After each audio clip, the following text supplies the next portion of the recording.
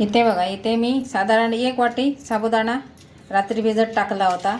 बघा कसा मस्त अगदी सुट्टा सुट्टा झाला आहे। असा पाहिजे आपल्याला। वडे करायचे असतील ना तर साबुदाणा असाच पाहिजे, किंवा खिचडी पण असू दे असं पाहिजे। जर तो चिकट असेल तर तुमचे वडे असू दे खिचडी असू दे ते गिजगिजीतच होणार आहे।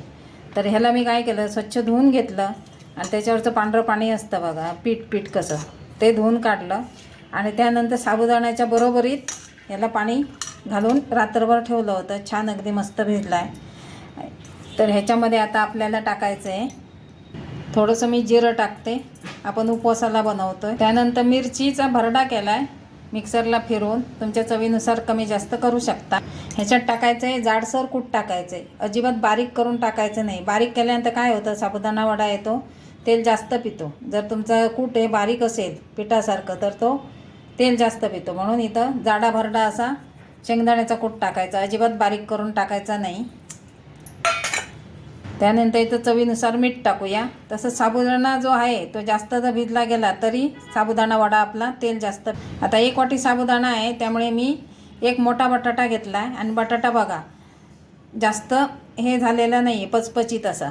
बटाटासुद्धा तुमचा जर जास्त असा शिजलेला असेल तर तोही जास्त तेल पितो। त्यामुळे साबुदाणा वडा जो तेल पितो म्हणून तक्रार असते बऱ्याच महिलांची, तर ते त्याच्यासाठीच असतं। म्हणजे बटाटा तुमचा जर जास्त शिजलेला असेल किंवा मग शेंगदाण्याचं कूट बारीक केलेलं असेल किंवा मग साबुदाणा जास्त भिजलेला असेल तर आपला वडा आहे तो तेल जास्त पितो।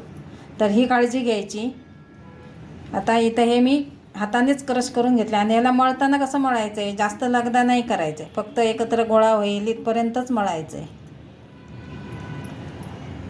आता हे आपण मिक्स करून घेऊया सगळं, फक्त गोळा होईल एकत्र त्याचा वडा बनेल इथपर्यंत आपल्याला ते मिक्स करायचं आहे। ह्याच्यामध्ये तुम्हाला चालत असेल तर कोथिंबीर घालू शकता, कढीपत्ता बारीक कट करून घालू शकता जर उपवासाला चालत असेल तर। नाही चालत असेल नाही टाकला तरी चालतो। हे बघा गोळा मळून झाला आहे। आता मध्यम आकारात गोळे करायचे आणि साबुदाणा वडा थापून घ्यायचा हातावरच, थोडंसं तेल लावायचं चिटकत असेल तर आणि थापून घ्यायचा। आणि साबुदाणा वडा जास्त पातळ किंवा जास्त जाड नसावा, मधल्या पट्टीतला पाहिजे। मी ह्या मध्यम आकारात करून घेते वडे सगळे, असे गोल छान आले पाहिजे, साईडने असं फुटले नाही पाहिजे, म्हणजे कडा फुटले आहेत असं नाही झालं पाहिजे, गोल करून घ्यायच्या। मी असा गोळा घेऊन याला असं दाबते थोडंसं तेलाचा हात लावून। साबुदाणा वड्याचं कसं आहे बघा, जास्त बटाटा झाला तरी तो तेल पितो, थोड्या वेळानं मऊ पडतो, असा गिळगिळीत होतो। तर बटाटा पण बेताचा पाहिजे, शेंगदाण्याचं कूट पण बेताचंच पाहिजे, ते जास्त बारीक नसावं। अशा बऱ्याचशा गोष्टी असतात त्याने आपले साबुदाणा वडा बिघडतो। तर त्या बरोबर झाल्या पाहिजे म्हणजे आपला वडा आहे तो व्यवस्थित येतो।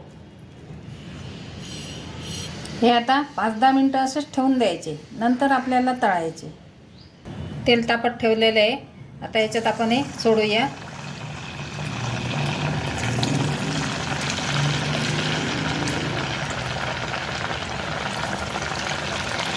लगेच त्याला हलवायचं नाही, सेट झाल्यावर मग पलटायचे। वडे आपले बघा वरती आलेत, तरंगत आहेत। आता आपल्याला पलटायला हरकत नाही, वरती आल्याशिवाय आपण पलटायचे नाही। आता दोन्ही बाजूनी छान कुरकुरीत झाले का काढून घेणार मी। बघा कसे मस्त फुगलेत आणि वरती आलेत बघा। आता त्या बाजूने झाले का काढून घ्यायचे। वडे आपले झालेत बघा, मी काढून घेते। कसला फुगला आहे बघा अगदी करून। तर आवडले तर लाईक शेअर नक्की करा आणि चॅनलवर नवीन असतील त्याने सबस्क्राईब करा आणि असे वडे नक्की ट्राय करा।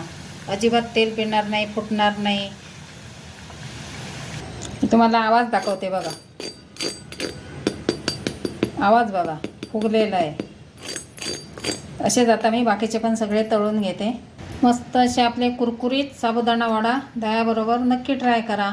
आम्हाला दह्याबरोबरच आवडतं चटणीपेक्षा। आणि बघा तुम्ही कुठं तेलकट दिसत आहेत का बघा, बरोबर मेजरमेंटने आपण जर साहित्य टाकलं तर अजिबात तेलकट साबुदाणा होत नाही। नक्की ट्राय करा। धन्यवाद।